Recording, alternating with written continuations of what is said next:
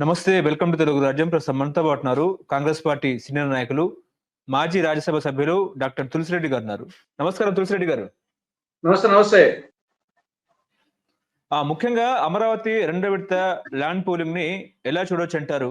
ఇప్పుడు మొదటి దశ అయిపోయింది. ఇప్పుడు రెండో దశ అంటున్నారు. మీరు కూడా గతంలో అమరావతిని కూడా సందర్శించినారు. ఇప్పుడు రాష్ట్ర ప్రభుత్వం ఏమో కేబినెట్ కూడా ఆమోదం తెలిపింది ఏంటంటే రెండో విడత ల్యాండ్ పూలింగ్, అదే విధంగా మూడో విడత ల్యాండ్ పూలింగ్ కూడా సన్నద్ధం కావాలంటూ కూడా రాష్ట్ర ప్రభుత్వం భావిస్తున్న నేపథ్యంలో కాంగ్రెస్ పార్టీ సీనియర్ నాయకుడిగా ఏం చెప్తారు సార్? ఈ అమ్మకు అన్నం పెట్టని ప్రభుత్వుడు పిన్నమ్మకు బంగారు గాజులు చేస్తానట్లు ఇప్పుడు తొలి విడతకు సంబంధించి 2015లో ల్యాండ్ పూలింగ్ చేసింది. 2015 అంటే 10 సంవత్సరాల క్రితం 29 గ్రామాల పరిధిలో 29,442 రైతుల నుండి 34,823 ఎకరాలు పట్టా భూమి, తర్వాత ప్రభుత్వ భూమి 18,925 ఎకరాలు, రెండు కలిపి 53,745 ఎకరాలు ల్యాండ్ పూలింగ్ కింద 2015లో తీసుకోవడం జరిగింది. 2019 వరకు ఆయనే ముఖ్యమంత్రిగా ఉన్నాడు. తర్వాత 5 ఏళ్ళు జగన్ పీరియడ్ పక్కన పెడదాం. అంతకుముందు 2015 నుంచి 19 వరకు 4 ఏళ్ళు ఆయనే. దాని తర్వాత గత 17 నెలలుగా ఆయనే ఉన్నాడు. ఇప్పుడు ఆ భూమి గురించి ఏం చెప్పాడు? దీంట్లో అటు రైతులకు కమర్షియల్ ప్లాట్స్, అటు రెసిడెన్షియల్ ప్లాట్స్, ఇటు మిగతా ప్రభుత్వ కార్యక్రమ భవనాలకు స్థలాలు, మిగతా డెవలప్మెంట్ కు మౌలిక సదుపాయాలు అంతా పోను 8,250 ఎకరాలు ప్రభుత్వం చేతిలో ఉంటుంది. ఎంత? 8,250 ఎకరాలు. కాబట్టి దీంతో బ్రహ్మాండమైనటువంటి అంతర్జాతీయ రాజధాని నిర్మిస్తానని చెప్పడం జరిగింది. నేను అందుకే టైం చెప్పాను. గతంలో 4 ఏళ్ళు, ఇప్పుడు 15 నెలలు, దాదాపు 6 సంవత్సరాలైంది. తెలంగాణలో రాజధానిని మనం తెలంగాణ సచివాలయం రాజధాని, బ్రహ్మాండమైన రాజధాని, మనము అది ప్రత్యక్షంగా చూసినా టీవీల్లో చూసినా అది బ్రహ్మాండమైన రాజధాని. అది కేవలము 600 కోట్ల రూపాయలతో 2 సంవత్సరాల్లో కంప్లీట్ చేయడం జరిగింది. శంకుస్థాపన, ప్రారంభం రెండు నెలల్లో అయిపోయినాయి.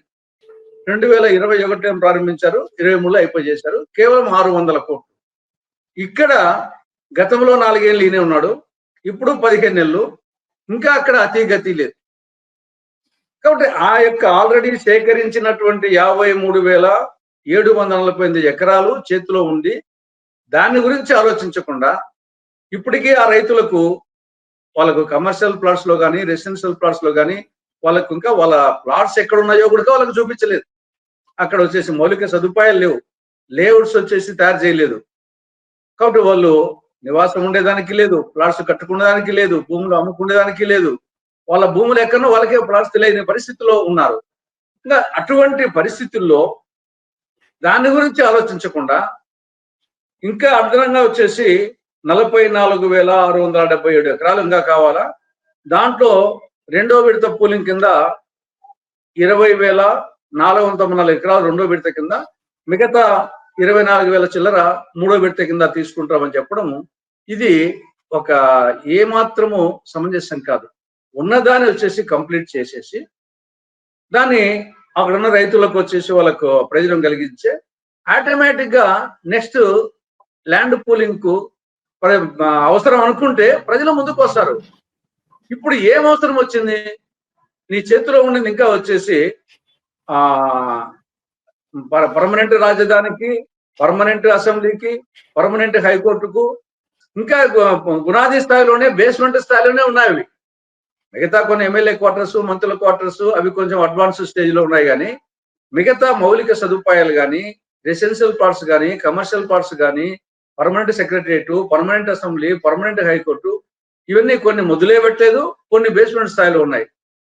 దాని గురించి కాన్సన్ట్రేట్ చేసి కేంద్ర ప్రభుత్వం నుండి సెక్షన్ 94 సబ్ సెక్షన్ 3 కింద రాజధానిలో రాజ్భవన్ కు, సెక్రటరియట్ కు, అసెంబ్లీకి, కౌన్సిల్ కు, హైకోర్టుకు, మౌలిక సదుపాయాలకు, వీటికి కేంద్ర ప్రభుత్వము గ్రాంట్ రూపంలో ఆర్థిక సహాయం చేయాలి.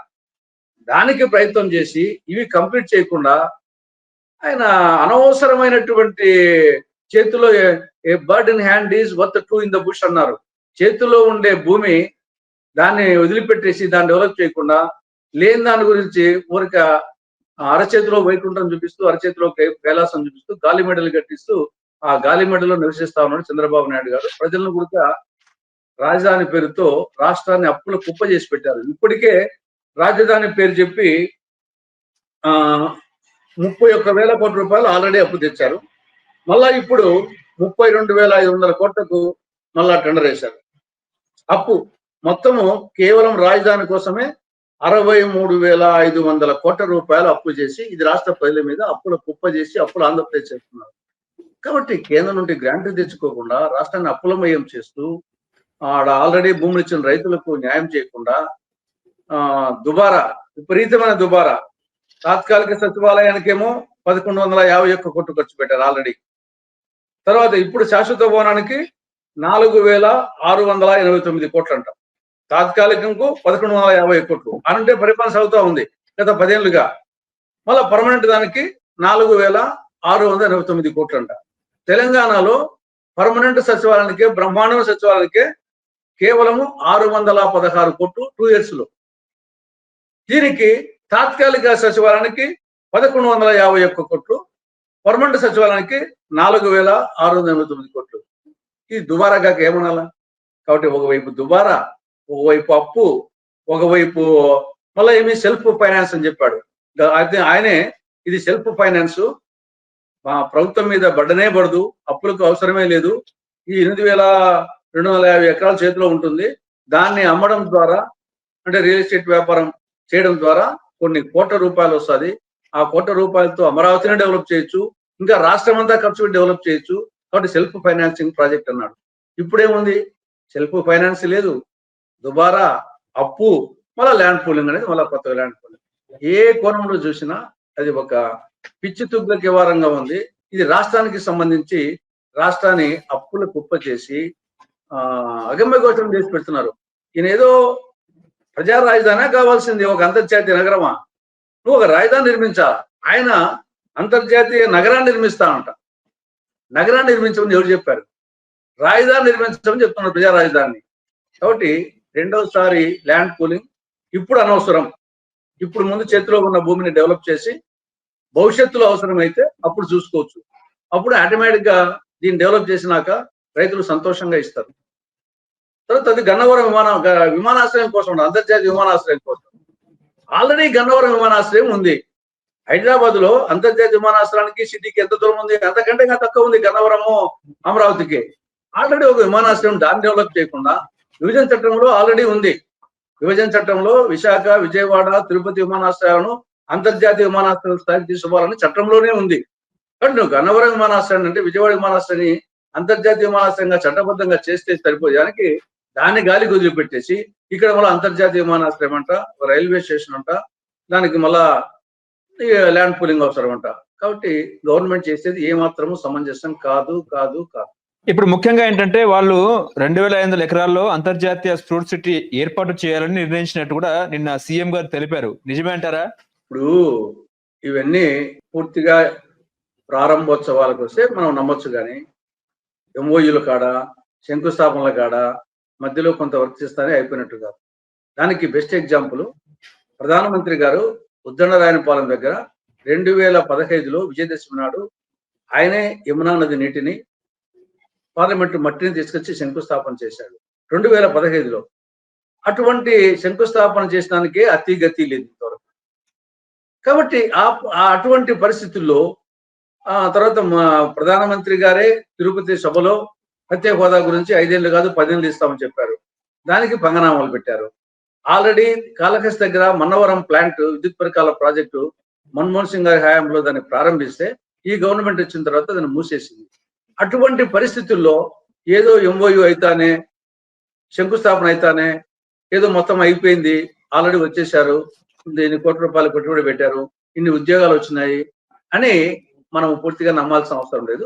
వస్తే సంతోషమే, అంతవరకే తప్పనిచ్చేసి ఊరికే ప్రారంభోత్సవాలు కాకముందే మొత్తం వచ్చేసినట్టు అరచేతిలో వైకుంఠం చూపించడం కరెక్ట్ కాదు. అంటే ఇప్పుడు మొన్న విశాఖలో కూడా సమ్మిట్ జరిగింది కాబట్టి ఆ సమ్మిట్ లో ఏంటంటే 7.69 కోట్ల పెట్టుబడులు ఆచరణలోకి తీసుకొచ్చారు. ఈ 45 days లో ఏంటంటే దాదాపుగా 20,444 కోట్ల పెట్టుబడులు అన్నట్టు కూడా మాట్లాడారు. దాదాపుగా 56,270 మందికి ఉద్యోగాలు కల్పిస్తామన్నట్టు కూడా మాట్లాడారు. నమ్మమంటారా సార్? ఇప్పుడు చిన్న ఎగ్జాంపుల్, కడపలో కూడా గతంలో చంద్రబాబు నాయుడు శంకుస్థాపన చేశాడు స్టీల్ ప్లాంట్కు. జగన్మోహన్ రెడ్డి 2 సార్లు శంకుస్థాపన చేశాడు. మళ్ళా చంద్రబాబు నాయుడు మొన్న వచ్చిన తర్వాత మొన్న కూడా వచ్చేసి జిందాల్తో మళ్ళా చేపించాడు. 2 సార్లు జగన్మోహన్ రెడ్డి శంకుస్థాపన చేసిన చాటనే చంద్రబాబు నాయుడు ముందు ఒకసాట చేశాడు, అది కాలగర్భంలో కలిసిపోయింది. మళ్ళా జగన్మోహన్ రెడ్డి చేసిన స్థానంలోనే మళ్ళా శంకుస్థాపన చేయలేదు, కానీ ఏదో భూమి పని చెప్పేసి మొదలు పెట్టారు, అంతే, అంతకు నిలిచిపోయింది అంతలో. అది ఈ గవర్నమెంట్ వచ్చినా కూడా ఇవన్నీ పెట్టుబడి పెట్టే వాళ్ళు ఏదో మనం వచ్చి రమ్మంటానే పరిగెత్తుకుంటా వస్తారని నమ్మాల్సిన అవసరం లేదు. వాళ్ళకు అన్ని విధాలుగా కన్వీనియంట్ ఉందా లేదా చూసుకొని వాళ్ళ కోసం వస్తారు తప్ప మన కోసం రారు. నిజంగా ప్రత్యేక హోదా తెప్పిస్తే, కేంద్రం నుండి ప్రత్యేక హోదా అమలు చేపిస్తే ఆ రాయితీల కోసము మనము విశాఖలో సదస్సు పెట్టాల్సిన అవసరం లే, దావోస్కు పోవాల్సిన అవసరం లే. ఆటోమేటిక్ గా పెట్టుబడిదారులకు నైసర్గిక స్వరూపం. వాళ్ళకు గూగుల్కి పోతే ఎక్కడెక్కడ ఏ ఖనిజాలు ఉన్నాయి, ఎక్కడెక్కడ ఇన్ఫ్రాస్ట్రక్చర్ ఉంది, ఎక్కడెక్కడ సముద్ర తీరం ఉంది, ఎక్కడెక్కడ పోర్ట్స్ ఉన్నాయి, విమానాశ్రయం ఉన్నాయి, అన్ని వచ్చేసి గూగుల్లో కొడితే సమగ్ర సమాచారము విశాఖ గురించి, విశాఖ సిటీ గురించి, ఆంధ్రప్రదేశ్ గురించి, భారతదేశం గురించి, ప్రపంచం దేశాల గురించి గూగుల్లో కొడితే తెలుస్తుంది. కాబట్టి ఏదో వచ్చేసి వాళ్ళకి తెలియనట్టు మనం వీడికి పిలిచి చెప్తానే వాళ్ళు వచ్చేసి తబ్బిపోయినట్టు, అంతకుముందు తెలియనట్టు ఇది ఇప్పుడేమి మహారాష్ట్ర వచ్చేసి ముఖ్యమంత్రి ప్రదర్శన పోడే ఒకసారి పోతారంతే. తమిళనాడు ముఖ్యమంత్రి స్టాలిన్ కూడా ఎక్కడ పోడు, కర్ణాటక ముఖ్యమంత్రి కూడా పెద్ద పోయినట్లేదు.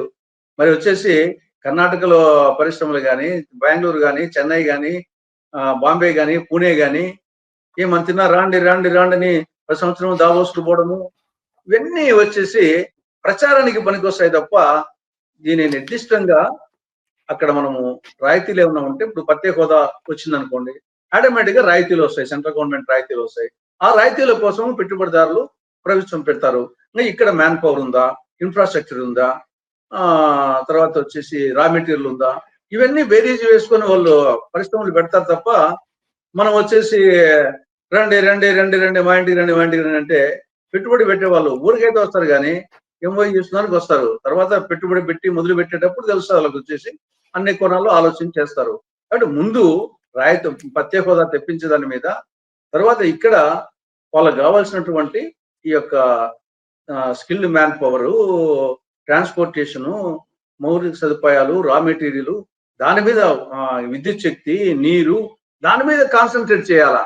అవి ప్రొవైడ్ చేసేట్టు చేస్తే అప్పుడు వస్తారు తప్ప ఊరిగా సదస్సులు పెడతానే ఏదో అయిపోతున్నారు కరెక్ట్ కాదని నా అభిప్రాయం.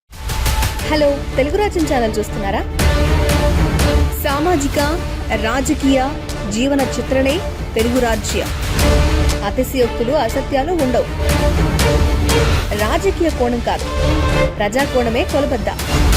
తెలుగు రాజ్యం వీక్షణ మీ ఉత్తమ అభిరుచికి నిదర్శనం.